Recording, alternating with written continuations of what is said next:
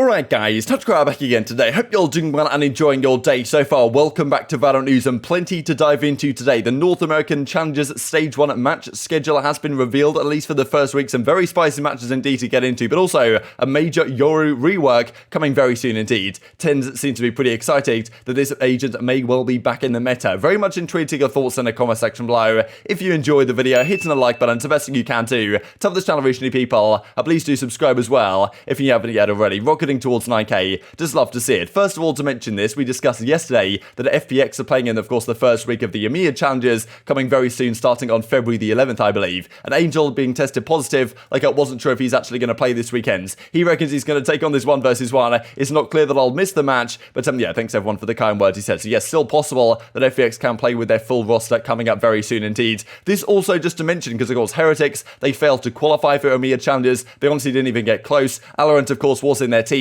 He's now, well, they're saying goodbye to him. They've kind of built around this guy for quite some time at this point. But yeah, he's going to go in a different direction. Rumor has it that Mouse are going to acquire VALORANT right here, and the rest of the guys that you can see according to Purist and George get it. So yeah, probably there is some validity to this one. So yeah, Heretics, of course, making some serious changes. And well, so many roster moves I'm sure these teams are considering right now in Europe and North America to try and build a team that actually can qualify through the next stage. But of course, we're getting into stage 1. This is the talent over in the EMEA side. The North American talent as well is absolutely stacked, right? I'm pretty sure that is right here. Like, look at this broadcast talent, right? They've got all the big dogs. So fantastic to see all of these guys getting involved. But of course, there is also a schedule for the first at least week of North American challenges, which has now been revealed. The first matchup I believe we're going to be having, I'm pretty sure in the European side of the EMEA challenges, it's Gambit versus Liquid, the first matchup on February the 11th. And in North America, it's 100 Thieves versus Cloud9 Blue. This is very exciting. The first time we're actually going to see this 100 Thieves team in action in a proper game. Asuna, of course, Ethan, Hiko, Eccles, and babybay now is their roster. And Cloud9, of course, they're kind of, it seems, almost the team to beat. I think they're technically still ranked number 1 now in North America, because Sentinels and Envy kind of fell off a bit. Cloud9 had good performance at champs. So, if anything, they play maybe the best Valorant of any team,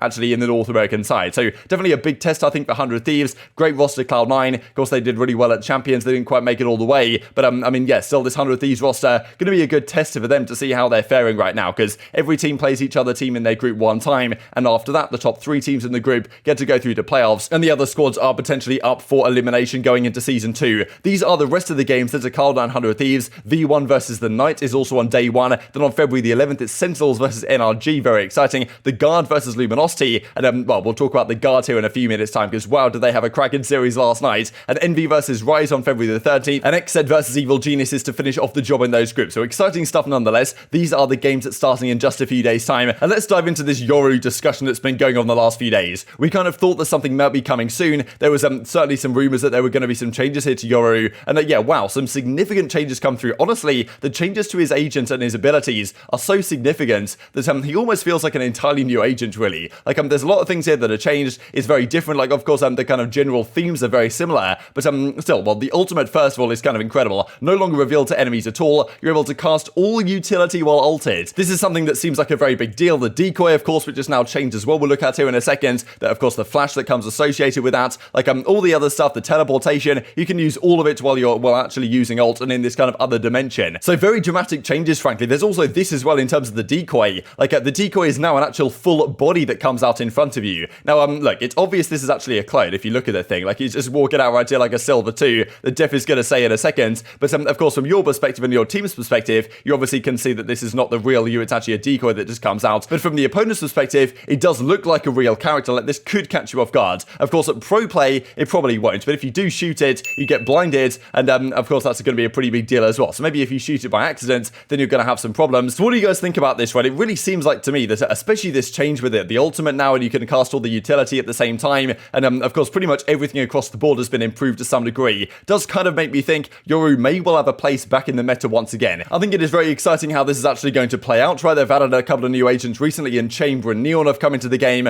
But, I mean, these changes, like, Yoru was obviously not used at all the last several months. There's been some talk about Omen as well, Brimstone. Like, could they get some changes right coming soon? Like, it would be good to see, I think, the meta be a little bit more well-rounded than it is at the present time. And again, maybe Yoru coming into play is going to change some things up here, because we have seen really, like, Neon is used few and far between occasionally, but it doesn't really seem to fit pro play a lot. Like, obviously it works very well in ranked and stuff like that. No one has used Neon particularly well so far. Chamber as well as occasionally used, but not incredibly commonly. And maybe Yoru will fit into a similar category relatively soon, and TenZ seems to be be pretty happy about it as well. He seems to be down to, well, give Yoru a work going forwards. This also from Dephh right from the exit side. Like, I'm just discussing this decoy ability now, which of course is someone just running out here. And as Dephh says, does this flash off damage or expiration? Because I know at a high level, nobody is shooting an AI walking in a straight line like a Silver 2. Like, I believe this is how it works. If you shoot it, then it just explodes. I'm pretty sure if you don't shoot it, I don't believe it's going to explode and do a flash to the rest of the world, to the enemies that are in its line of sight. But is a pro player actually going to shoot at this and believe it's a real character? Probably not, but it's possible it catches a stray bullet, right? Like, if there's a full exec, this comes out, like, you shoot it by accident, your entire team gets flashed. Of course, that is something that is possible. At the same time, it's also maybe possible to, you know, if they know you have this ability, like, you know, could you walk out pretending you were the bot? And, like, you know, could you walk out like this? The pro player thinks, oh, yeah, it's just the decoy, and then it's actually you. You turn around and kill the guy. I don't know if that would even be possible. I don't know if there's anything pro players are going to try, but it does open the door to that possibility, right? Which, you know, if someone gives it a go, I'm sure there's content potential on the horizon there. Even Sabrosa says as well, bring back Omen and Brimstone. He wants not just Yoru in the meta, not just Chamber, Neon, the new agents in the meta, but he wants these guys back in business as well. So who knows? They seem to care more about Yoru right now than they do Omen, but I would imagine that maybe changes to these agents are coming at some point or another, especially Omen that's, you know, right down there on the pecking order where Yoru is frankly right now. This also, there was some drama in kind of the female game changer scene the last day or so, which I thought was kind of surprising really. So former ex-head Ari says that the following: Sucks are the only team that's even going to have a slight chance to beat Cloud9, while pretty much the top, you know, game changers female team in the North American side in the next game changers is going to be SR. There's no way you can build a female roster from scratch that is as disciplined in 2 months. I really tried to build something, man. Unlucky, really. So, I mean, as Potter says, of course, now the coach, I believe, for Evil Geniuses, but former player in the Counter-Strike side as well, sounds like you're just not good enough yet, which is fine. So, like, okay, it takes time, right? It takes time to build a roster that's going to be able to compete with the best in the world, at least in that side of things. And well, Ari comes back in the reply, bold words coming from someone who performed so badly that Orgs are now scared to build a mixed roster. I don't really know the history of Potter and when she competed in Counter-Strike and stuff like this, but still, I thought that statement was kind of out of nowhere. And well, as even Potter says, like, lol, but seriously, you didn't expect to beat the 3-time winners after 2 months with your victim mentality, did you? So, I mean, yeah, this is just absolutely phenomenal drama, really. So I didn't really wake up this morning expecting to see this drama on the timeline, but no doubt kind of spicy stuff right here. And let's dive into this actually as well real quick for you guys, because this is the NSG Winter Finals going on right now. This is the playoffs are coming up today, February 9th and the 10th, of course. And well, these are the teams that are here. The Guard are playing against the Knights. Lots of teams actually that are going to be involved in the North American Challenges, which of course makes things exciting as well. But the way the Guard made it to this point was quite remarkable. This series they played up against Exit was pretty, well, really impressive, right? They beat them 2-0. Just the fact that they made it through in this manner. Trent is an absolute beast. Like, it just makes me really excited because, of course,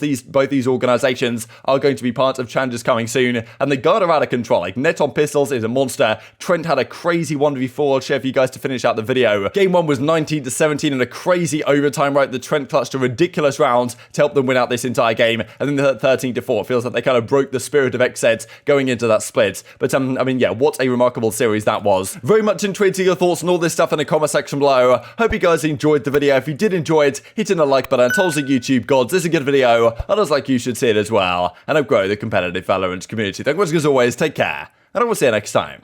This kid steps up, and the IGL to support. Cryo drops down, so does Aaron, but Aaron actually the one to fall. Death does him part, and now the shock darts. BCJ trying to play Legolas, and Trent stays alive. Now look at the HP. It's a 1v2, and it's doable. He spots out one wallbang. Where is it? It's a possibility, trying to line it up. Trent, he finds it, and now it's a 1 versus 1. Unaware of the position of the other, last known in close, a single bullet, a reveal, a wallbang! It is Trent!